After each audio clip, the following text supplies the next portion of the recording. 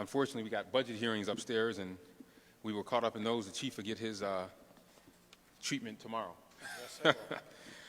We're here today. You know, when I learned about the murder of 17-year-old Bryson Simpson, which happened in the middle of the afternoon, right when he was coming from school and getting off the bus, that hurt me to my core, because I know many people that live in that neighborhood. School 22, it's the Flower City School, School 54 is there. And we knew that we had to bring the individual that was responsible for justice. But it was also a reminder to us of the preciousness of life, the challenges that we have with gun violence, and the challenges that we have in our community.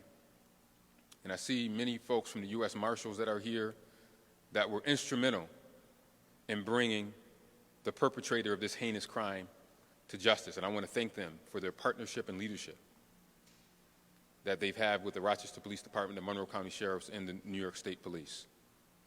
I'm a father of 2 boys, and I always put myself in the shoes of the individual families that have lost a loved one, but also in the shoes of the perpetrator, because it closes opportunities for that person, because they made a choice that they cannot take back and rob the community of a life that could have went on to cure cancer or fly us to Mars. All these things are lost when we continue to see this senseless violence in our streets.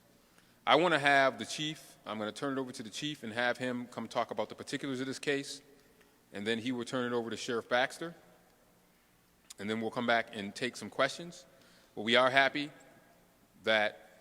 and we're praying that justice will be served in this murder of Bryson Simpson, a 17-year-old student in the Rochester City School District. But it is a clarion call and a reminder to all of us in the community that we have an obligation and a responsibility to, when we see something, say something, but more importantly, to get in front of young people before they make decisions that can change the trajectory of their life. So, Chief, if you want to come up, talk about the particulars of this case.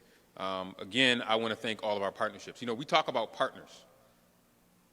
This arrest was the result of partnership between all of the entities that I mentioned, and it would not have happened without those partnerships. So we're sending a clear message in our community that the illegal guns and homicides are something that we are not going to tolerate. Not going to tolerate it. Too many lives are being lost.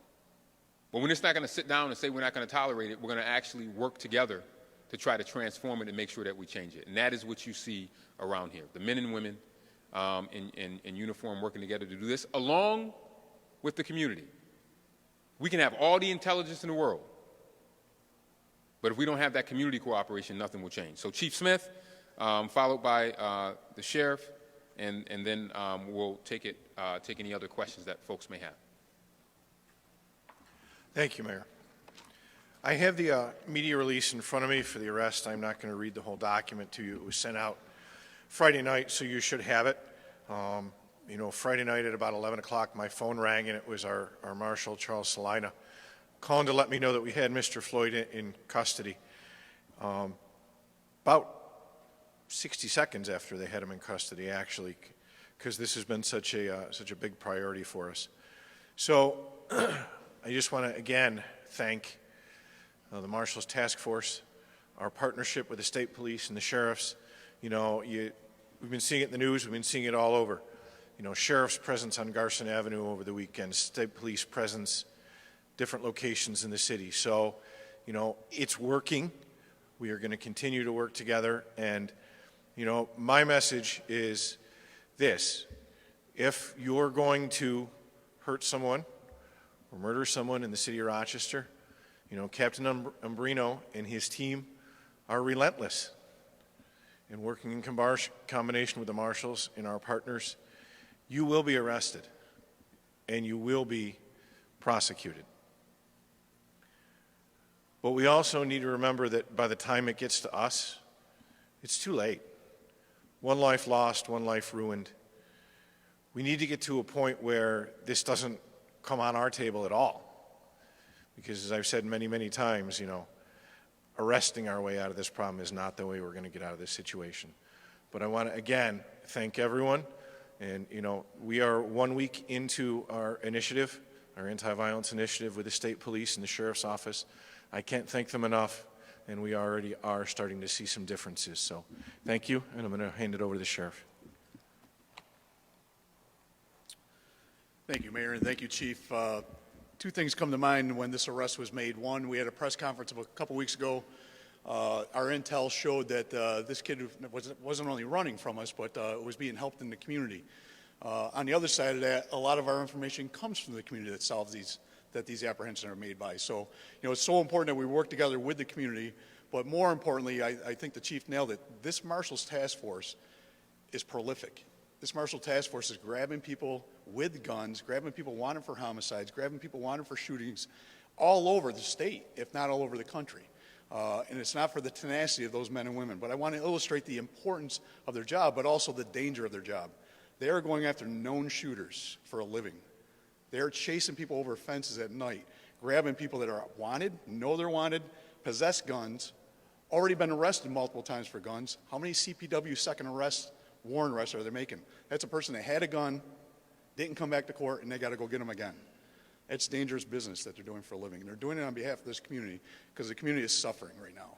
And they need to not stop. With the investigative elements coming out of the Rochester Police Department, great cases being put together, and the task force, the chief nailed it. We're going to get you. We're going to get you. We'd rather you not do the horrific act like the mayor said. But if you do it, we're going to do all we can to bring you to justice. But these guys are risking it all every day. And I just want to appreciate them for what they do for a living. Thanks. Thank you. And it's about collaboration, cooperation, and coordination. Collaboration, cooperation, and coordination. No one's operating their silos. No one is pointing fingers at the other. And that's what you see here, represented as well as with the U.S. Marshals. And I want to thank Chuck Salina and his team and his men and women on the Marshals Task Force for their work. And as the chief said, by the time it gets to these guys, it's too late. So today, as we are speaking, Victor Saunders and his team, they're on the west side of the city, and they're doing what we call uplift, where they're going door to door, talking about job opportunities, when they're talking about mediation opportunities, to try to get folks before they get into the system, before the marshals or the sheriffs or the state police or RPD has to pick you up. There is another path.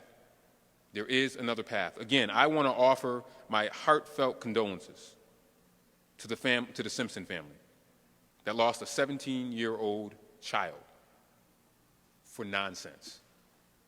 It's nonsense. No one can tell me that any of these homicides have been justified. None of them have been. And anyone that says that they are is lying to you and the community. Every single one of these homicides that we've seen this year, these were not justifiable homicides. Period. They're over nonsense. They're over senseless beefs. And we've seen too many mothers and fathers crying over that. But we're doing something about it, and I think that this arrest illustrates that. With that, we will take any brief questions that anyone may have on this topic, and then we will wrap up. But again, I want to thank the Marshals Task Force and the collaboration that we have seen for their efforts to make sure that we work together to take violent individuals who want to carry illegal guns off of our streets. Questions? Yeah. I'm not going to. I don't think we can get into any of the particulars. Yes, it was an isolated, targeted incident.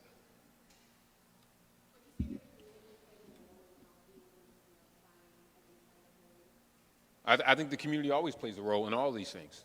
These folks can't do it by themselves. They have to work with the community, and I think that's the piece the message that we think we want to continue to convey to folks, that we could have a gazillion police officers, a gazillion marshals patrolling our city, but if the community does not cooperate with that, it won't happen. So the community always plays a role, must have a role, and must continue to play a role in us being able to bring people to justice when they perpetrate these heinous gun crimes.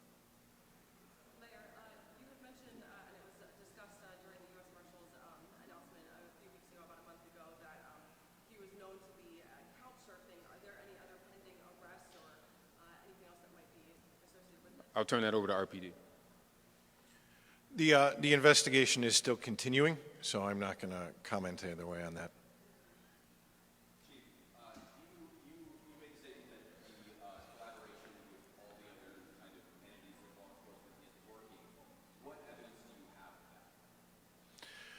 Well, one of the goals was, high visibility deterrence. And I mean, again, just take a look at the news, take a look over the weekend. People are seeing the sheriff's cars, they're seeing the state police cars, they're seeing the patrols. And I think to answer that, I mean, the metric is simple. People who are carrying illegal guns that we're getting. If you look at the release that was just sent out, CPW, criminal possession of a weapon, RPD's picking up tons of people, criminal possession of a weapon. The state police has been doing a great job picking up folks, criminal possession of a weapon. County has picked up a few criminal possessions of a weapon. We want to get illegal guns off the street, period. That's a metric. But here's the challenge. It seems like for every gun that these guys take off the street, there's like 2 more that come in. And that's another problem that we have to deal with. And if you talk to folks who have worked in the ATF for years, we have never seen, and you all have been in law enforcement much longer than I have been. I'm not a law enforcement person. But hearing from these folks, they are seeing more illegal guns than they've seen in years. And that's a challenge. We have to send the message that people need to not be carrying these illegal guns. But if they're carrying them, the reason why this partnership is so important, because we want to make sure that we get them and get those illegal guns off the street, because they're wreaking havoc in our community for no reason. Also, Floyd Jr. had been considered armed and dangerous at the time of the U.S. Marshals Task Force press conference. Was he found to be in possession of any illegal guns at the time of his arrest? Again, still finishing up the final phases of the investigation, so we'll let you know.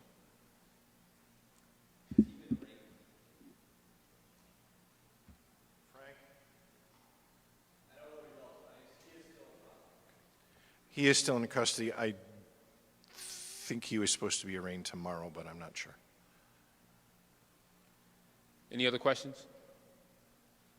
All right, thank you all for coming here today. We greatly appreciate it. And again, I want to thank the partnership with the task force and all of our partners in law enforcement who have made this possible. Thank you so much.